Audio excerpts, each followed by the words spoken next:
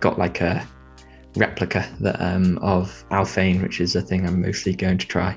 And I set that up on my board a few weeks ago. And it's funny, on the actual climb, I had a similar progression as well. Like, I think I did all the moves in the first session I tried on it.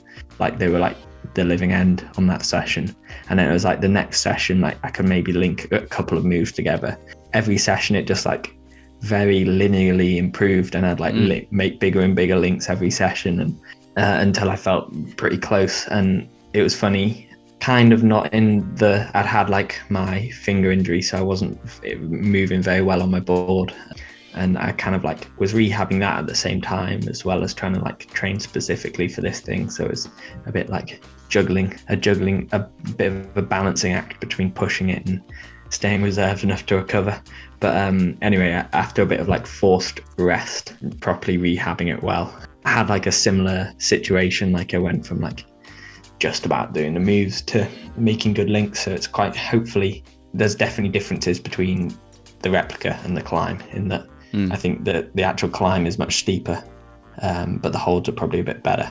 And so there's like, because it's steep, the holds have to be more positive. My board's 50, and I think the actual thing is probably, I'm not sure quite how steep it is, but maybe like 65. It's pretty steep. Oh wow. Okay. So it's not exactly the same, but usually the way I approach a climb is like I'll rehearse it in isolation and end up with like a few like bullet points, which like I can like simplify all the little tricks I've learned into like small like points for each move. Then that's like my way of like learning a moves. And so if I make sure that like the things that would usually fail, or like the little bullet points I have to remember for each move, if I make sure that those limiting factors when I fall off a move are targeted for each move that I set a replica of, then that's like kind of like a win for me. It feels like I'm hitting the right stimulus. So I had to play around a bit setting that up, but because I've got that, it now means that that's the most specific thing for me to train on, really. So I've just been mostly using that for the last couple of weeks. For this climb, it's not really that it's lower body or upper body. It's like everything is engaged the whole time. So like I actually incorporate breaths into my sequence. It's quite hard to breathe because you're like your body's tense the whole time. The transitions between the moves, like you can't relax at all. I've done a lot of like just connections between my body to like my hands and my feet. Like I've done a lot of work to like try and maintain some control there, which has always been something I've been okay at, but I think is really helpful for this climb. And that kind of gets to another question that I had for you, and actually this is very poignant for me right now.